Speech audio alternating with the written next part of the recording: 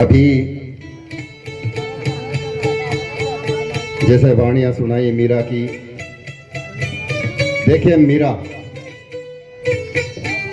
आज आप जो यहाँ सत्संग के अंदर बैठे हुए हैं, ये हमारा कोई प्रारब्ध है, पिछला कर्म है, जो आज हम सतगुरु महाराज के सत्संग में बैठे हुए हैं।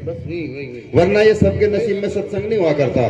नहीं, जैसे अभी ये भीतर ही बात कर रही सारी की सारी बैठी हुई, उनके नसीब में सत्संग नहीं है। जिनके नसीब में सत्संग हुआ करता है वे तो हजारों कोस दूर से भी चल करके सत्संग में आ जाया करते हैं और इसका फल मिलता है।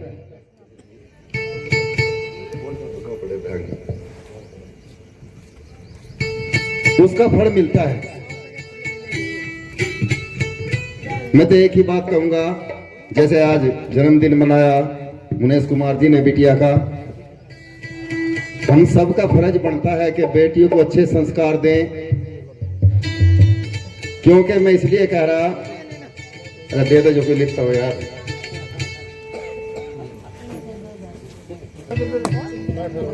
मैं इसलिए कह रहा कि बाबा साहब ने एक बहुत अच्छी बात कही थी कि बेटा पढ़े या ना पढ़े, बेटियों को पढ़ाओ, इन्हें ऊपर ठाओ।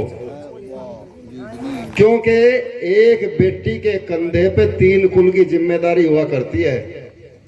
सबसे पहले तो उसके माँ बाप की बेटी के कंधे पे जिम्मेदारी होती है।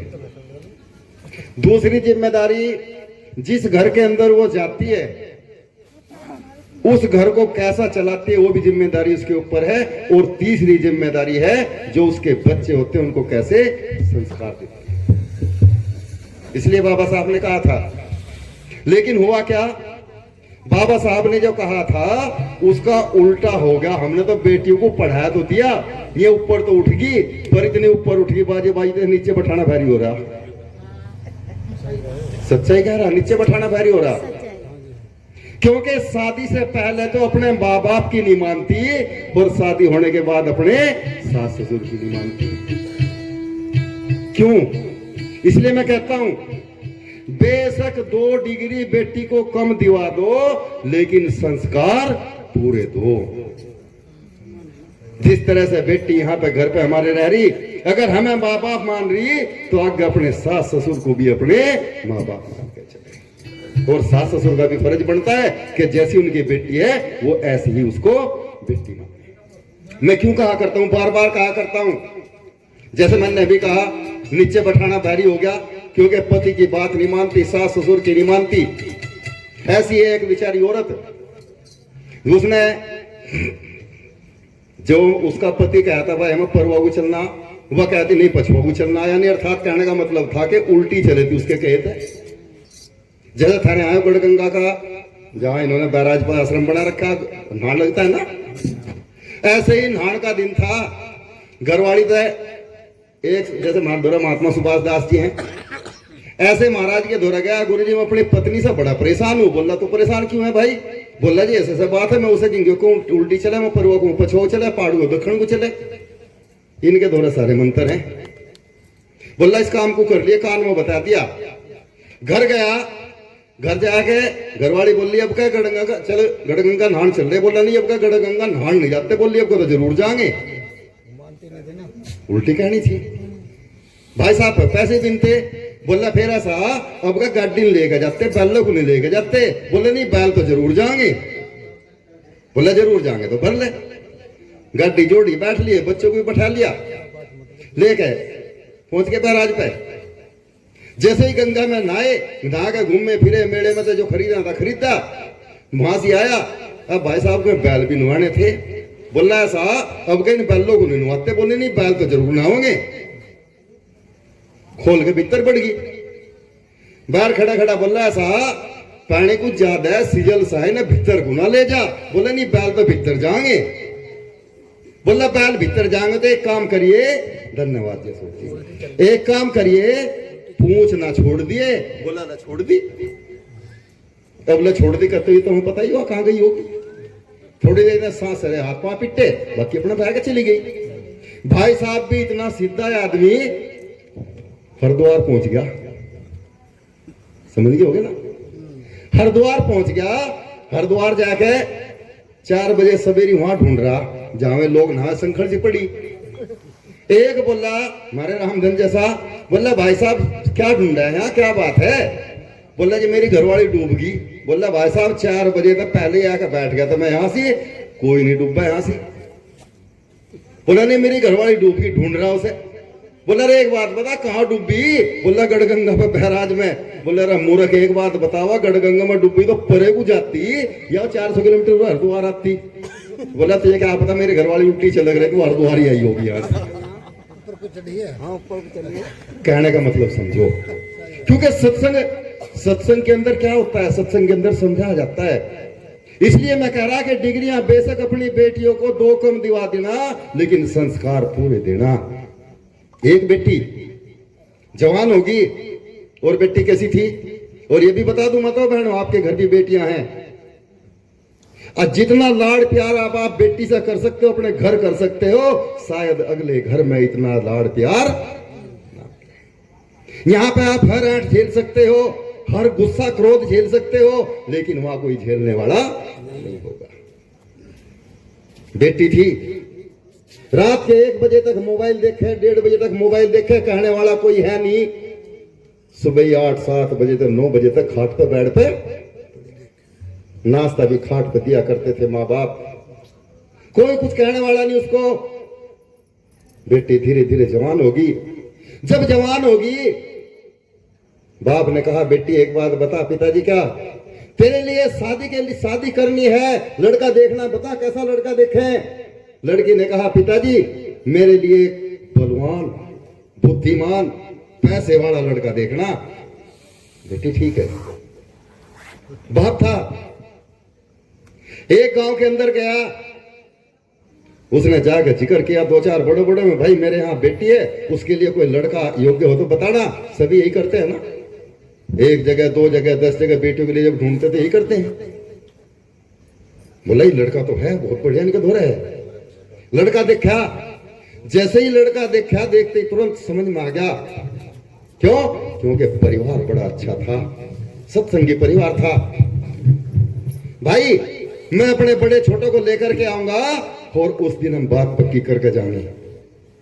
2-4-10 आदमी ऐसे ऐसे पकड़े जो बुजुर्ग थे, लेकर के उनको चले गया वहां। जब उनको पता था कि आएंगे, कम से कम जैसे यहाँ गली का मोड़ है 20 घर दूर जाकर सारा परिवार खड़ा हो गया उन मेहमानों के स्वागत के लिए। जाते हाथ मिलाया, गले मिले, देखते खुश हो गए।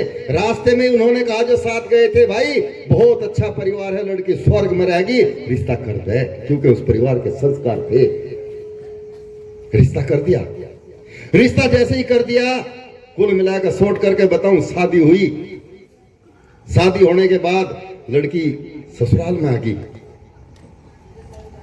ससुराल में आई, आने के बाद में 5-7 दिन जैसे ही गुजरने के बाद सास ने बुलाया, बेटी इधर आ। माँ जी क्या? बेटी बात सुन, देख तेरा जो दुल्हन पड़ा था ना वो खत्म हो गया। क्योंकि 5-7 दिन हो गए जो देखने दिखाने वाली मेहमान आ रहे थे, अब तेरा दुल्हन पड़ा खत्म हुआ। एक काम करना है। माँ जी क्या? 7 बजे जितने हमारे परिवार के सदस्य हैं, कोई फैक्ट्री में जा, कोई कंपनी जा, कोई ड्यूटी जाता है, कोई काम पे, कोई खेत में जाता है, 7 बजे इनका टिफिन तैयार करके देना होता है और इनको नाश्ता कराना होता है, सवेरा उठना और काम करना। पता बेटी ने क्या कहा बहू ने? माँ मैं 8 बजे से पहले बेड पे उठे करती, यहां तक कि मुझे तो नाश्ता भी बेड पे चाहिए। बेटी यो काम यहां तो चलने वाला है नहीं। 1 दिन नहीं उठी, 2 दिन नहीं उठी, तीसरे दिन इतना बड़ा झगड़ा घर के अंदर हुआ। और ये मैं क्यों कह रहा? क्योंकि आज बेटियों को मैं कहता हूं, अपनी बेटियों को संस्कार दो कि बेटी जैसी यहां रही ऐसी वहां रहना, जैसा काम यहां किया ऐसा ही वहां करना, वहां से कोई उल्हाना हमें ना जा। लेकिन दुर्भाग्य है, जिस घर की बेटियां, जिस घर की बहुएं, समझ लेना मैं पिहर के रिमोट से चलती हूं, कभी मैं ससुराल में दीवा याद रखना। क्योंकि मैंने ऐसा देखा, लड़की की शादी हुई, जैसे ही विदा होकर गाड़ी में बैठे कि मां जागी, इतना सा मोबाइल सहज में पकड़ा था। पहली बात तो लड़का ही दे जा किसी भी बहाने तय के, लेकिन माँ भी मैंने देखी, माँ जागी, ये ले फोन, अगर किसी ने वहां कुछ भी कह दिया, एक बार फोन कर दी, बट्टी बट्टी सारे परिवार को बंधवा दूंगी। दुर्भाग्य में बेटियां कभी घर के अंदर दीवानी बाड़ेगी, कभी उस घर को नहीं चलाएंगी ससुराल के अंदर। संस्कार बेटियों को दो। मुझे नहीं पता वाणियों के अंदर आप कुछ सीखते हो नहीं सीखते हो, लेकिन आज जरूर कुछ सीख कर जाना। घर के अंदर बहुत ज्यादा लड़ाई हुई, बेटी ने फोन किया, पिताजी ने फोन उठाया, पिताजी जिस हाल में भी हो, जैसे भी हो, तुरंत चले आओ, अगर आज ना आए तो कल मेरा मरी हुई का मुंह देखोगे। बाप था, मैंने तो इतना अच्छा परिवार देखा था, इतना बड़े परिवार देखा था, क्या बताई, जैसा भी था चल दिया, क्या बात हुई। बेटी के घर गया, मैं कहता हूं जो परिवार 20 घर दूर जाकर स्वागत में खड़ा हो जाया करता था, आज जेठ निकला चले गया, दुआ सलाम नहीं, सिंधी निकला चले गया, दुआ सलाम नहीं, दामाद निकला चले गया, कोई दुआ सलाम नहीं। बेटी के कमरे में गया, पिताजी आगे, बेटी आ गया, पिताजी पानी भी मत पीना इस घर का, जल्दी निकलो, ये तो बहुत नालायक लोग हैं, कंजर लोग हैं, इन्हें तो तमीज ही नहीं कुछ भी है। बेटी बात क्या है, बात तो बता, मैं तेरी सास से मिलूं, कोई जरूरत नहीं से मिलने की। बाप था, तू बैठ। सास बैठी थी कुर्सी पे, हाथ जोड़ के कहा, बेटी बहन जी मैं आया, दिख रहा मुझे तू आया, अंधी नहीं हूं, दिख रहा मुझे आंखों से, बता क्या बात है। बहन जी मैं सोच रहा था बेटी को 2-4 दिन के लिए नहीं, बात पूरी भी नहीं होने दी, 2-4 दिन के लिए नहीं, इस कुलक्षणी को यहां से सदा सदी के लिए लेकर जा, हमें जरूरत नहीं है। जिस दिन से इस घर में आई थी, हमारा तो खाना पीना हराम कर दिया, ये तो कुलक्षणी है। बाप था, और मैं कहा करता हूं, जो बेटी बाप का सिर झुकवा देती है, बड़ी नालायक औलाद हुआ करती है वो, और वो नालायक औलाद हुआ करती है, इसके संस्कार माँ बाप नहीं दिया करते। बाप का सिर झुक गया। अरे बेटियां तो वो हुआ करती हैं, बेटे तो हुआ करते हैं जो बाप का सीना चौड़ा कर दें, जहां भी जाओ उनका नाम रोशन कर दें। मैं बेटे बेटियां हुआ करते हैं। लेकर के चला आया, आके बेटी को बैठाया अपने घर पे। बेटी एक बात बता, तेरा ससुर कैसा है? पिताजी मेरा ससुर राक्षस है। बेटी तेरा जेठ कैसा है? मेरा जेठ चांडाल है। बेटी तेरा देवर कैसा? आवारा है। पड़ोसी कैसे हैं? बोले पड़ोसी है कहां का? एलएलबी। एलएलबी का मतलब समझो, उनको लुच्चे लफंगे बेईमान। पिता समझ गया, समझदार था। बेटी फिर कमी वहां से नहीं है, कमी तो तेरे अंदर है। कोई ना कोई तो उस घर के अंदर एक सदस्य सही होता, घर में ना होता, कोई पड़ोस में तो ठीक होता। जहां कोई भी ठीक ना हो तो गलत तू है। चुप रह गया। याद रखना, करके देख लेना, जो शादी से पहले बेटी को प्यार मिला करता है, लाड मिला करता है, शादी के बाद में तो भाभी भी कदर करना छोड़ दिया करती है। शादी के बाद तो कदर करना छोड़ दें सब। 2-4 दिन रही, भाभी ने कहा गोबर उठा, कूड़ी बगैर खा, सकेर रोटी बनवा, कपड़े धो। परेशान होगी। 3 महीने बेटी को चलते चलते ऐसे ही हो गए। 3 महीने में परेशान होगी। एक दिन बाप आया, ध्यान से सुन लेना। जब बाप आया, बेटी एक बात बता, क्या आज बहुत पहुंचे हुए महात्मा संत आए हुए हैं, पूर्ण गुरु हैं, ऐसे महान संत हैं, उन संत से मैं मिला। मिलने के बाद मैंने उनसे तेरे बारे में बताया। बोले क्या पिताजी? मुझे बेटी पहले एक बात बता, तू अपने ससुराल के अंदर क्या चाहती है? पिताजी मैं चाहती हूं वहां की ताड़ी कुंजी मेरे हाथ में हो और वहां का हर व्यक्ति मेरी मुट्ठी में हो। बेटी 6 महीने लगेंगे।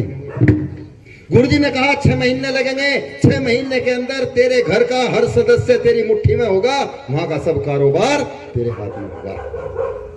लेकिन 2 काम करने होंगे बेटी। पिताजी क्या? और ये 2 काम तेरे यहां रह के नहीं होंगे, वहां करने पड़ेंगे। पिताजी कौन से काम है? बोले बेटी एक तो जप करना पड़ेगा, फिर दूसरी साधना करनी पड़ेगी। पिताजी देखो साधना वाधना तो चलो मैं कर लूंगी, पर यो जप वप का मामला मेरे बस की बात नहीं, क्योंकि सत्संगों के घरों में भी बेटियां तो माथा कभी टेकती नहीं, दुर्भाग्य है। बेटी कोई बात नहीं, महाराज जी ने कहा कि इनको धन्यवाद,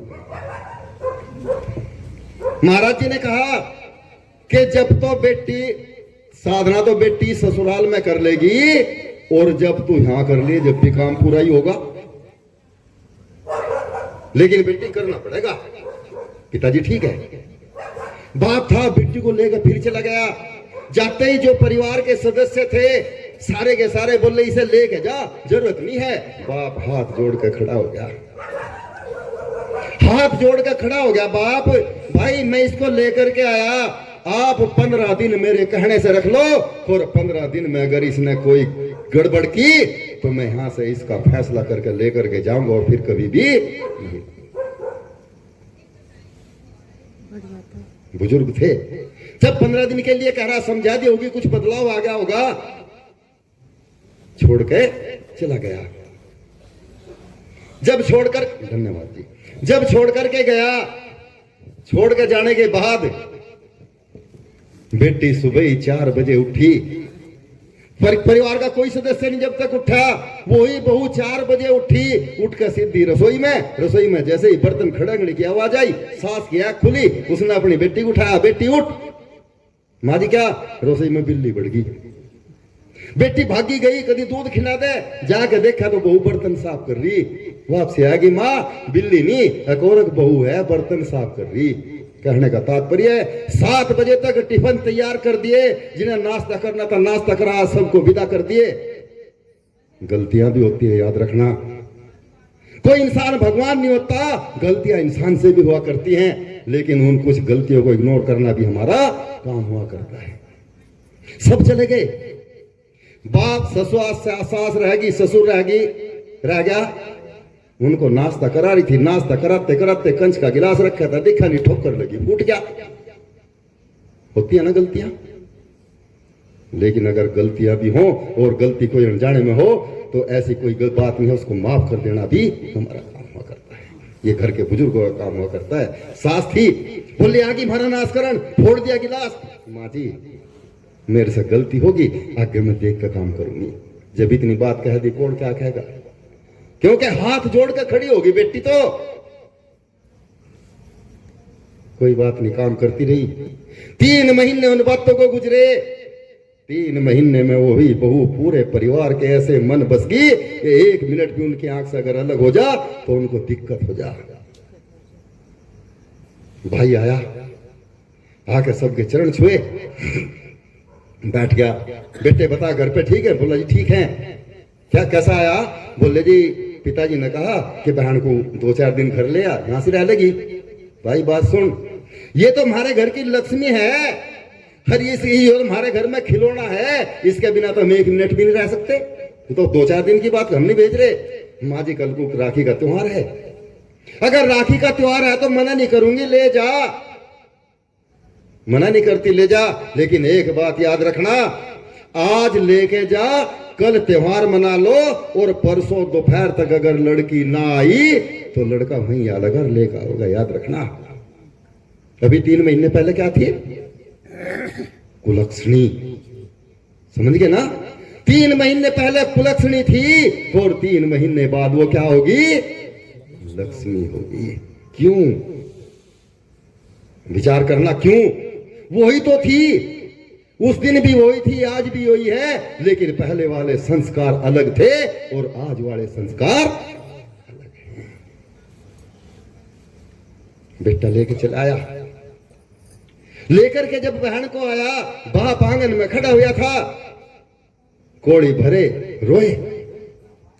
रोने के बाद बेटी को बिठाया, बेटी एक बात बता, पिताजी क्या, वो जो तेरा ससुर है राक्षस, वो कैसा है? पिताजी मेरा ससुर राक्षस नहीं है, मेरा ससुर तो देवता है, और उसके जैसा कोई और होना भी। बेटी वो तेरी सास कैसी है? राक्षस नहीं। पिताजी मेरी सास राक्षस नहीं है, मेरी सास तो देवी है। बेटी तेरा जेठ कैसा है? चंडाल। पिताजी मेरा जेठ चंडाल नहीं, मेरा देवता है, जितना ख्याल तेने भी नहीं रखा हुआ इतना ख्याल मेरा जेठ रखता है। बेटी वो तेरा पिताजी बात सुन लो, सिर पर को पानी जा लिया, ध्यान तो सुनना, पिताजी सिर पर को पानी जा लिया, अगर मेरे परिवार के बारे में एक लफ्ज आपने और कहा, राखी वाखी फाड़ में गई, मैं थिल्ला ठा के भी चली। बाप की आंखों से आंसू टपकने लगे, आंसू गिरे बाप की आंख से। उस दिन वो सच्चे आंसू थे। बाप रो रहा था, बेटी की कोड़ी भर ली, सीने से लगा लिया।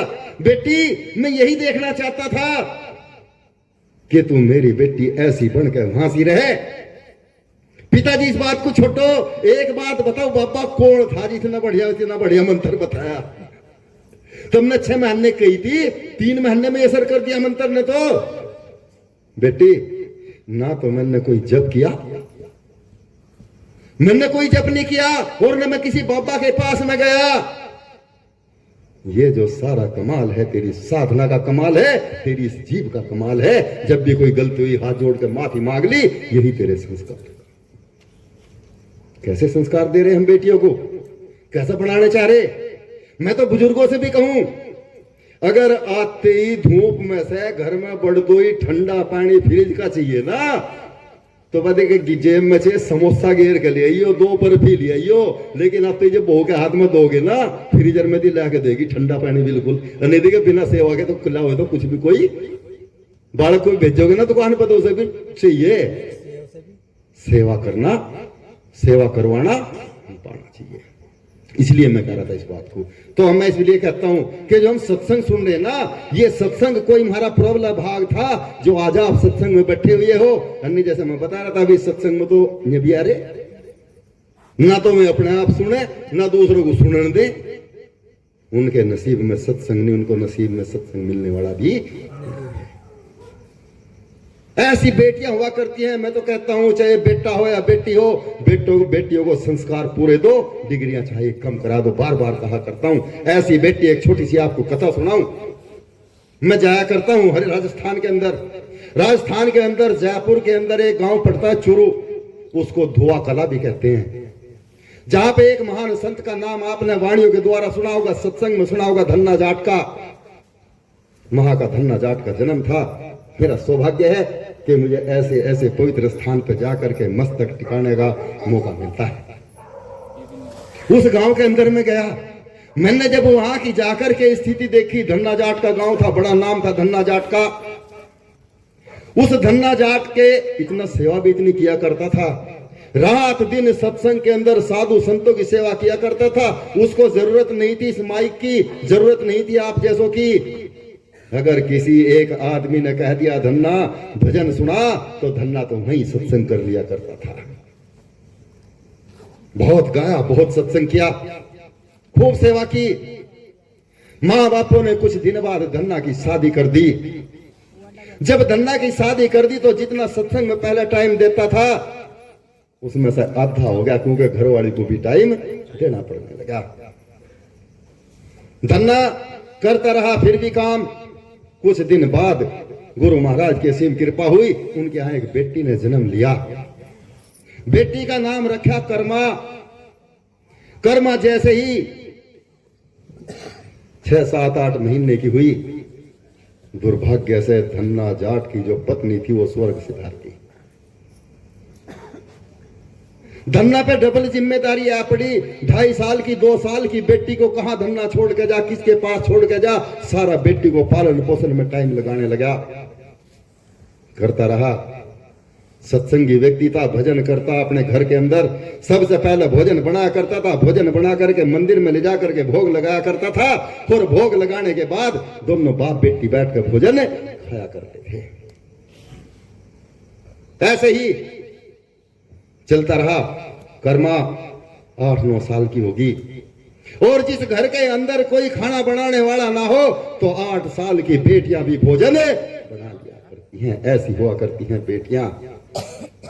वो भोजन बनाने लगी, जैसा भी बनता दोनों खा लेते। धन्ना जाट को एक दिन बाहर जाना था, बेटी भोजन बनाने लगी, कम से कम भूखी नहीं रहेगी। बेटी से कहा, बेटी एक काम करना, मुझे 2-3 दिन के लिए बाहर जाना पड़ेगा, और तू एक काम करना, सबसे पहले भोजन बनाना, भोजन बना के गुरु महाराज को खुआना और बाद में अपने आप भोजन तू खाना। पिताजी ठीक है। बेटी को ये तो पता था कि पिताजी थाली लेके भीतर जा, लेकिन कभी ये नहीं देखा था कि वहां कोई भोजन खावे या नहीं खाता। धन्ना चला गया। बेटी ने भोजन तैयार करा। भोजन तैयार करने के बाद में बाजरे की खिचड़ी बनाई, क्योंकि राजस्थान के अंदर बाजरे की खिचड़ी बड़ी फेवरेट भी है और अच्छी भी लगती है। जब उसने बाजरे की खिचड़ी बनाई, जाकर मंदिर के अंदर भोग लगाया, पलोथा मार कर बैठ गई। 8 साल की कर्मा, गुरुजी भोजन कर लो, मैंने भोजन बना दिया। आई नहीं। एक बार कहा, 2 बार कहा, 4 बार कहा, शायद गुरुजी को भी भूख ना हो। बाहर आई, खेलने लगी, खेलती रही। अंदर गई, भोजन नहीं खाया। दोपहर होगी, भोजन नहीं खाया। शाम होगी, भोजन नहीं खाया। कर्मा भूखी है, क्योंकि पिताजी तो कह के गए थे पहले भोजन गुरुजी को कराना, उसके बाद तू भोजन करना। जब भोजन ना खाया, कर्मा तो 2-3 टाइम हो गए। जरा कहीं शुरू कर रहा था, चल चला जा। 2-3 टाइम कर्मा को हो गए। कर्मा ने भी भोजन नहीं किया, निढाल होगी। तो एक छोटा सा यहां से एक भजन है। इस भजन के द्वारा कितने सुंदर शब्दों में कवि ने कल्पना करी, आपको अच्छा लगे और कुछ इसमें से निकलने की उम्मीद हो तो अपने जीवन में उन चीजों को निकालने की कोशिश करें।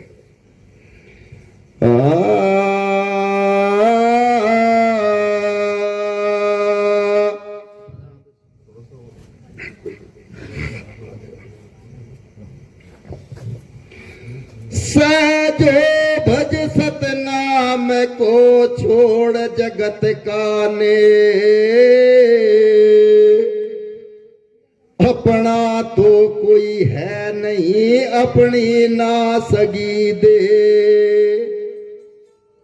इस संसार के अंदर अपना कोई नहीं है। अपनी तो ये देह भी नहीं, अपना तो ये शरीर भी नहीं जिसका हम इतना ख्याल रखते हैं। एक दिन इसको भी छोड़ करके जाते हैं ना।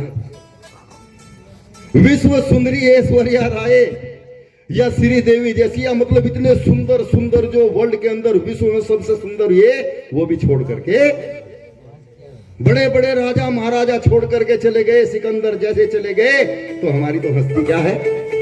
इसलिए वही अमर हुए जिन्होंने गुरु महाराज की शरण में जाके मत्था टेक लिया, भक्ति कर ली।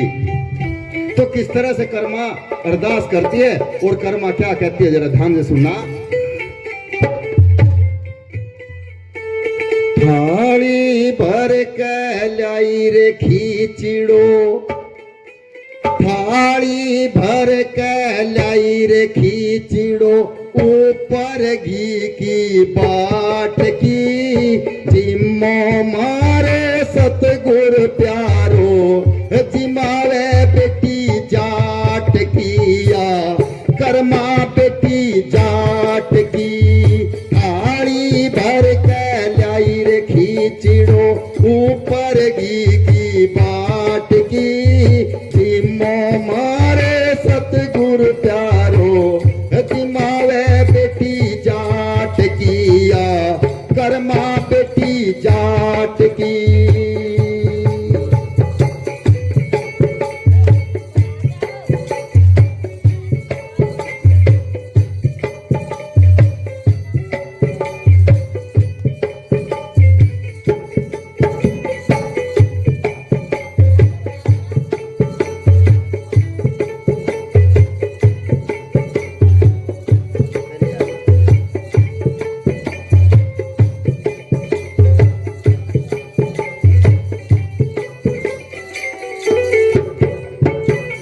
जब 2-3 टाइम कर्मा को हो गए, भोजन ना किया, कर्मा निडाल होगी। और क्या कह रही गुरु महाराज से, ध्यान से सुनना। बापू मारो काम गए हैं, ना जाना कदिया लो, बापू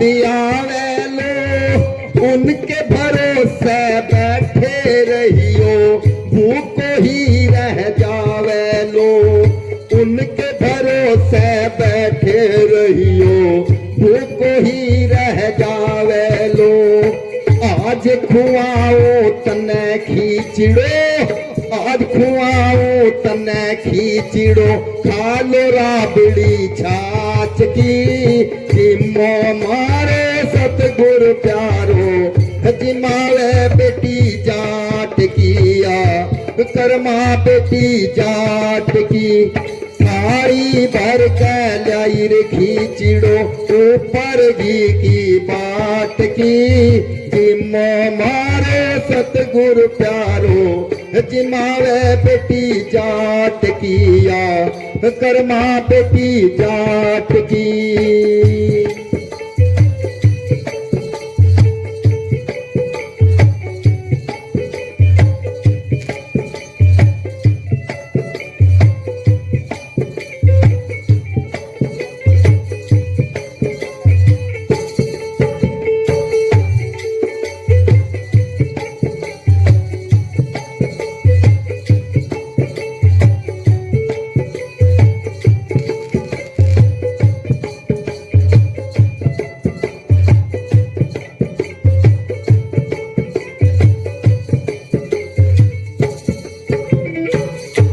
8 साल की कर्मा टूट चुकी थी, भूख ज्यादा लगी हुई थी। कहती है पिताजी तो बाहर चले गए, गुरुजी पता नहीं क्या दिन में आवेंगे, आप भोजन कर लो। भोजन नहीं किया। कर्मा फिर क्या करती है, बार बार भोजन बनाती है, मंदिर में रखती है, बाहर खेलने लगती है। बार बार मंदिर में जावे, बार बार पट खोलती, पाइया नहीं जिम्नो सतगुरु करड़ा करड़ा बोलती। बार बार मंदिर में जावे, बार बार पट खोलती, पाइया नहीं जिम्नो सतगुरु करड़ा करड़ा बोलती। जो तू ना जिम तो मैं भी ना जिमू, जो तू ना जिम तो मैं भी ना जिमू। हो मैं बेटी लाट की, जिम्मो मारे सतगुरु प्यारो, जिमावे बेटी जाट किया, कर्मा बेटी जाट की। थाली भर के लाई रे खींचड़ो, ऊपर घी की बाट की, जिम्मो मारे सतगुरु प्यारो, जिमावे बेटी जाट की।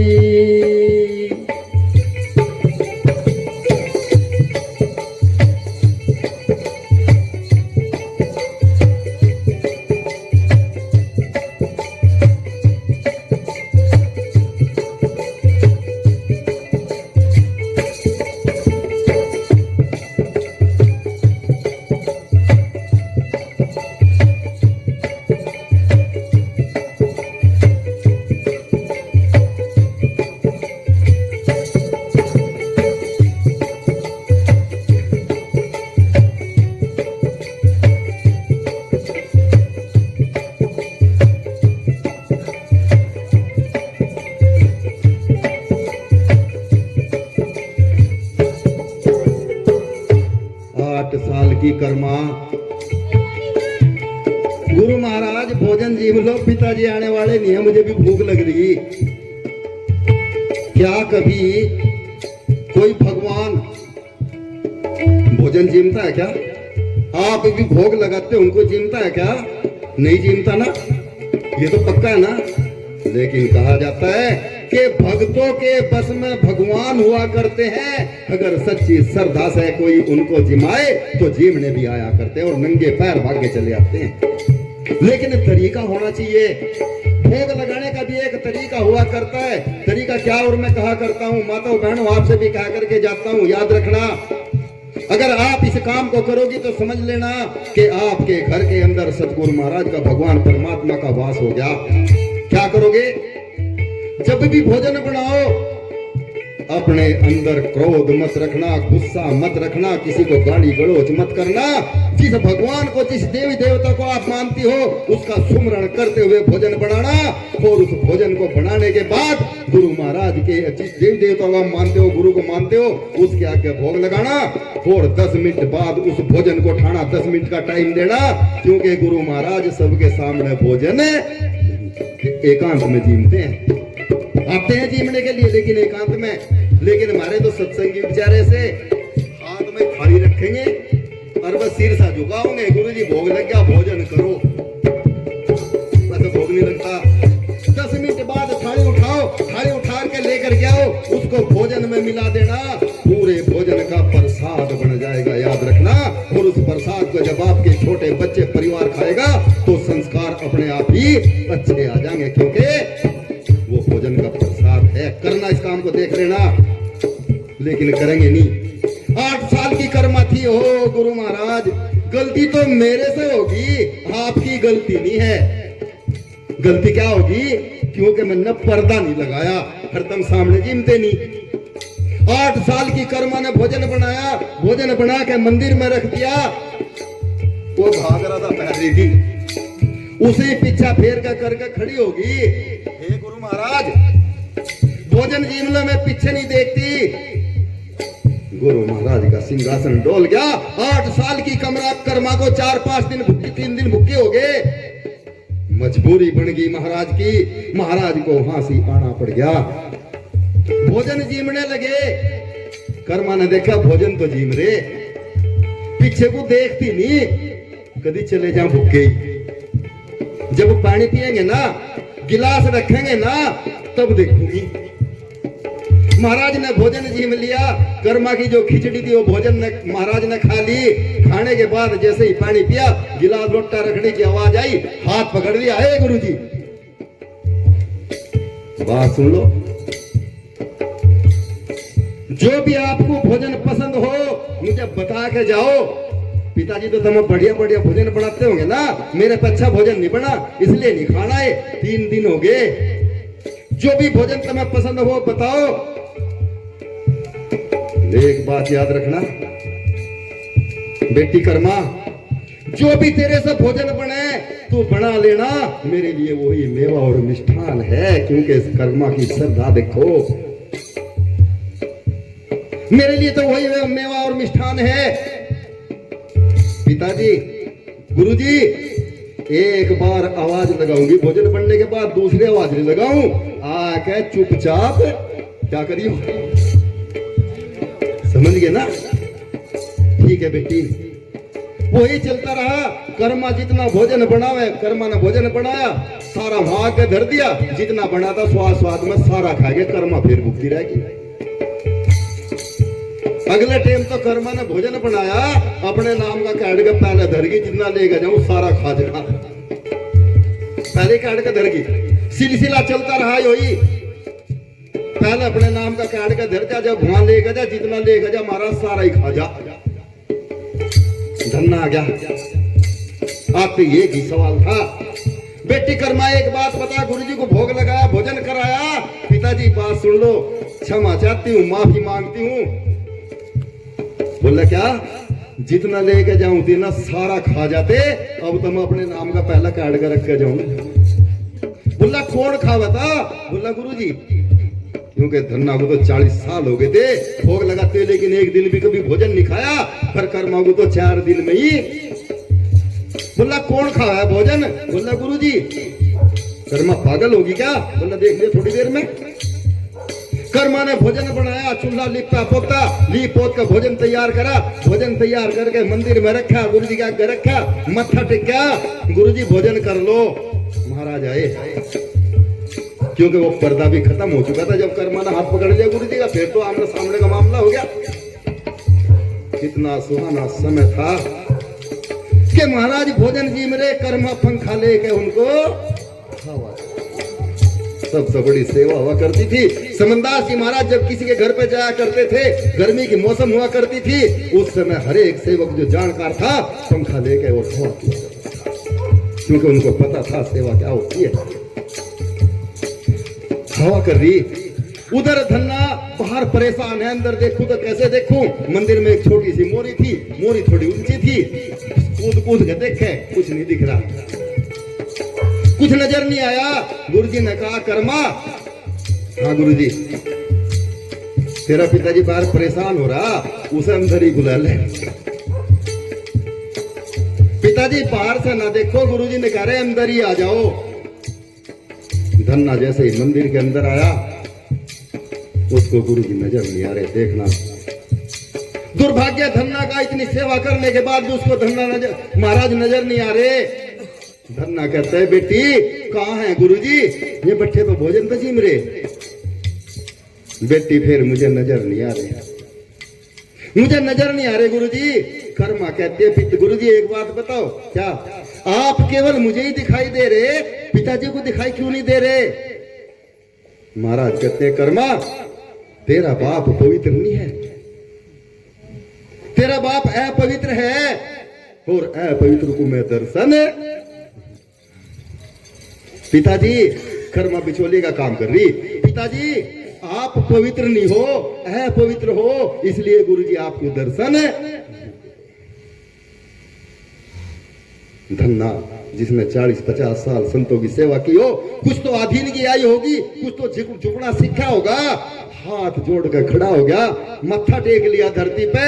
कर्मा, मेरे जैसे अपवित्र को, मेरे जैसे पापी को पवित्र करने वाले भी तो हाथ जोड़ गया। पिताजी, गुरु महाराज पिताजी को भी दर्शन दे दो। कर्मा के कहने पर धन्ना जाट को गुरु जी ने दर्शन दिए। धन्ना ने दर्शन करे, मत्था टेक लिया, लंबा लौट गया। महाराज हाथ जोड़कर खड़ा हो गया। धन्ना, महाराज मेरी एक इच्छा थी, जब भी आप मुझे मिलो अपने सीने से लगा लो। महाराज मेरी इच्छा पूरी कर दो, आपकी मुझे दर्शन होगा, अपने सीने से लगा लो। महाराज कहते हो धन्ना भूल जा, ये तेरी भक्ति से तुझे दर्शन नहीं हुए, ये तो कर्मा की भक्ति की वजह से तुझे दर्शन देने पड़े। समझना क्या राइस है? वो बेटियां हुआ करती हैं जो बाप के नाम को तीनों लोक में रोशन कर दिया करती हैं। 8 साल की कर्मा उस समय ऐसा कार्य करके चली गई कि धन्ना का नाम जब तक धरती आसमान रहेगा तब तक। किसकी वजह से? बेटी की वजह से ना। अरे बेटी तो नालायक भी निकल जाया करते हैं, लेकिन बेटियां नालायक नहीं निकलती अगर उनको संस्कार सही मिले। ये तो कर्मा की भक्ति से तुझे दर्शन हुए। अगर तुझे सच में मेरे दर्शन करने हैं और मेरे सीने से लगना है तो एक काम कर। क्या गुरुजी? एक काम कर, जैसे गुरुजी काशी के अंदर रविदास जी महाराज, जा काशी के अंदर और जाकर के उनके नामदान ले, उनकी शरण ले, उनको गुरु बना, तब तू मेरे सीने से लगने लायक होगा। क्योंकि नुगरों को कभी संत भी दर्शन नहीं दिया करते। बोलिए संत धर्मदास महाराज की जय, धर्मदास महाराज की जय, धर्मदास महाराज की जय, स्वामी महाराज की जय, माता मृदंगा की साधु। धन्ना ने दर्शन कर लिए। दर्शन करने के बाद गुरु महाराज उसने गुरु धारण किया, और गुरु धारण करने के बाद में भक्ति में लीन हो गए। माँ बेटी दोनों को, बापो बेटी, और भक्ति की। कैसे? आखिरी कड़ी के द्वारा ध्यान से सुन लेना किस तरह एक बल बोल बड़ा अच्छा है। थाली भर के लाई रे खींचड़ो ऊपर की बाट की, जिमो मारे सतगुरु प्यारो, जिमावे बेटी जाट किया, कर्म बेटी जाट की। थाली भर के लाई रे खींचड़ो।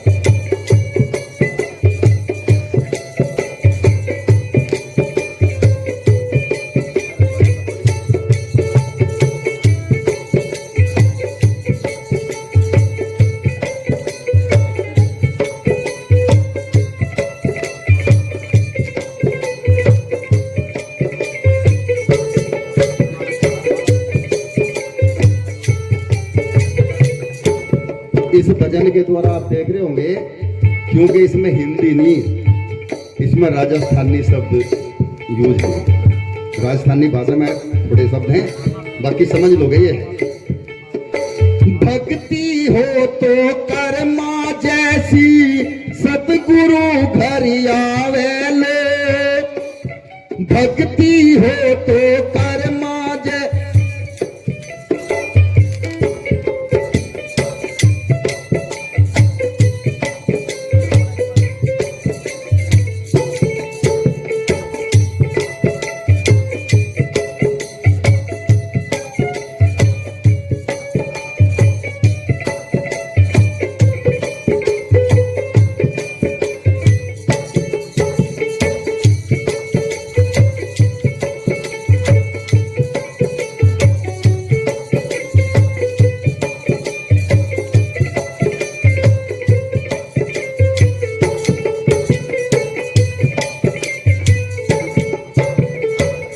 भाई एडिटिंग में इस बॉल को काट देना, क्योंकि 2 बॉल गलत हो गए। कैसे बता रहे इसके द्वारा? पढ़ दो भूल गई सतगुरु में, पढ़ दो फेर लगायो जी। पढ़ दो भूल गई सतगुरु में, पढ़ दो फेर लगायो जी। खावड़ियली बैठी ओट में, फेर खींचड़ो खायो जी। खावड़ियली बैठी ओट में, फेर खींचड़ो खायो जी। भोला भाला भगता से, भोला भाला भगता ते, सतगुर कैया आट की। जिमो मारे सतगुर प्यारो, जिमावे बेटी जाट किया। कर्म बेटी जाट की, खाड़ी भर के लाई रे खींचड़ो, ऊपर घी की बाट की। जिमो मारे सतगुरु प्यारो, जिमावे बेटी जाट की।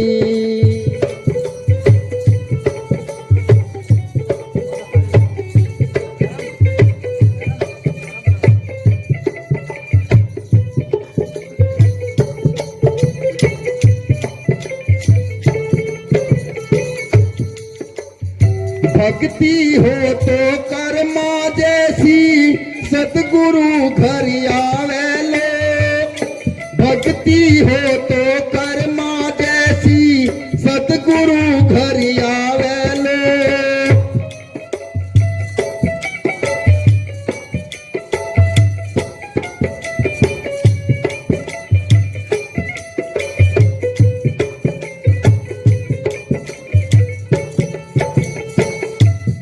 भक्ति हो तो कर्मा जैसी, सतगुरु घर आवे लो। सोहन लाल लोहा गण, सतगुर के गुण गावे लो। सोहन लाल लोहा गण, सतगुर के गुण गावे लो। साचे प्रेम गुरु में हो तो, साचे प्रेम गुरु में हो तो, मूरत बोले काट की। जिमो मारे सतगुरु प्यारो, जिमावे बेटी जाट किया। कर्म बेटी जाट की, थाली भर के लाई रे खींचड़ो, ऊपर घी की बाट की। जिमो मारे सतगुरु प्यारो, जिमावे बेटी जाट की। बोलिए परम संत शिरोमणि गुरुदास महाराज की। 8 साल की कर्मा ने अपने जीवन में दर्शन 8 साल में सतगुरु महाराज के कर लिए। जिनकी सच्ची आस्था सच्ची श्रद्धा हो, इसलिए मैं कहता हूं, जो एक उम्र आती है हम पे, उम्र कौन सी आया करती है कि जब माँ कुछ कहा करती है, ज्ञान की बात कहा करती है, तो हमें वो बड़ी दुश्मन लगा करती है। लेकिन माँ जो बात कहती है, एक एक बात के अंदर कुछ गुण हुआ करते हैं, कुछ बात हुआ करती है, कुछ ज्ञान हुआ करता है।